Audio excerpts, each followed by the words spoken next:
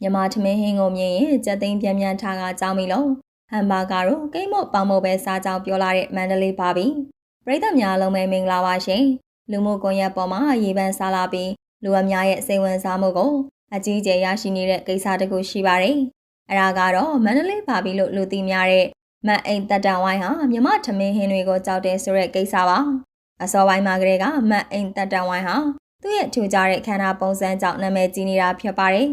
သူမရဲ့ပုံစံကပုံမှန်မဟုတ်ပေအလွန်အမင်းပိန်နေတာကြောင့်ကျမ်းမာရေးအတွက်စိုးရိမ်ပူပန်မှုတွေနဲ့အတူထင်းမြင့်ချက်အမျိုးမျိုးကိုဖြစ်ပေါ်စေခဲ့ပါတယ်။မန်အိမ်တက်တန်ဝိုင်းကိုပရိသတ်တွေစတင်သတိထားမိချိန်ကစပြီးအလွန်အမင်းပိန်လွန်နေတဲ့ခန္ဓာကိုယ်ကြောင့်ယောဂတစ်ခုခုခံစားနေရတာလားဆိုပြီးအမျိုးမျိုးထင်ကြေးပေးခဲ့ကြပါတယ်။တချို့က TB ယောဂ၊ကင်ဆာသို့မဟုတ်ခန္ဓာကိုယ်မတန်ဆွမ်းမှုတစ်ခုခုခံစားနေရတာလားလို့ဝေဖန်ခဲ့ကြသလိုတချို့ကလည်းအာဟာရပြတ်တောက်နေတာလားဇွန်ဘီနဲ့တူတဲ့စသဖြင့်အမျိုးမျိုးဝေဖန်ခဲ့ကြပါတယ်။ဒါပေမဲ့တကယ်တော့မတ်အိတ်တက်တန်ဝိုင်းဟာလူတွေထင်မြင်နေသလိုယောဂဝေဒနာတစ်ခုခုခံစားနေရတာမျိုးမတန်ဆွမ်းဖြစ်နေတာမျိုးလုံးဝမရှိပဲတာမန်မိန်းကလေးတစ်ယောက်ပါလို့ပြန်လဲဖြေရှင်းလာခဲ့ပါတယ်။သူမဟာဒီလို slim body မျိုးကိုကြိုက်နေတတ်တာကြောင့်တမင်တကာဝိတ်ချထားတာလို့ဆိုပါတယ်။ဒီလိုပိန်သွဲတဲ့ခန္ဓာကိုယ်ပုံစံရဖို့အတွက်နဲ့ချီပြီးအစားအသောက်တွေကိုဂရုစိုက်ထိန်းသိမ်းခဲ့ရတယ်လို့မတ်အိတ်တက်တန်ဝိုင်းကမီဒီယာတစ်ခုနဲ့အင်တာဗျူးမှာဖွင့်ထားခဲ့ပါတယ်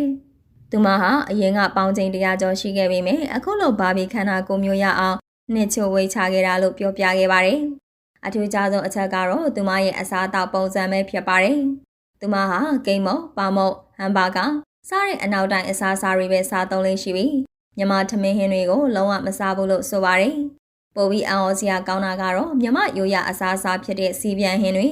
တာငါဟင်းတွေကိုစားဖို့မပြောနဲ့မြင်းယုံနဲ့ကြက်သိန်းပြန်ပြန်ထားပြီးကြောင်းမိတယ်လို့သူမကဖွင့်ထားခဲ့ပါတယ်။ဒါကြောင့်လဲသူမဟာဒီလိုခန္ဓာကိုယ်အချိုးအစားကိုထိန်းသိမ်းမှုအတွက်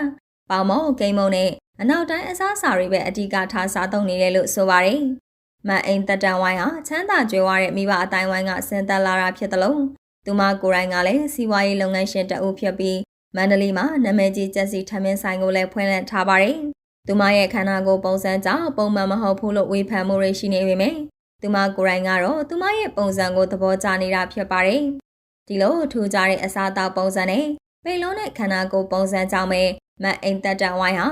နာမည်ကြီးလူမှုကွန်ရက်နာမည်ကျော်တအုပ်ဖြစ်လာခဲ့ပြီးအခုဆိုရင်ရွှေဆိုင်၊စိန်ဆိုင်၊ပရိုမိုးရှင်းအခမ်းအနားတွေမှာပါတက်ရောက်နေရပါပြီ။ဒါပေမဲ့ကျမကြီးပညာရှင်တွေကတော့သူမရဲ့မြန်မာထမင်းဟင်းကိုကြောင်းရုံနဲ့အပြူမို့ဟာအစားအသောက်ကိုကြောင်းရုံနဲ့ယောဂတစ်ခုဖြစ်နိုင်တယ်လို့သုံးသပ်မှုတွေလည်းရှိနေပါတယ်။ဘလို့ပဲဖြစ်ဖြစ်ထူးခြားရင်လူစိတ်ဝင်စားမှုများပြီးနာမည်ကြီးတတ်တဲ့မြန်မာနိုင်ငံမှာတော့မန္တလေးပါပြီဟာတော်တော်လေးနာမည်ကြီးနေပါပြီ။ဒီဗီဒီယိုကိုကြည့်ရှုနေကြတဲ့ပရိသတ်တွေအနေနဲ့က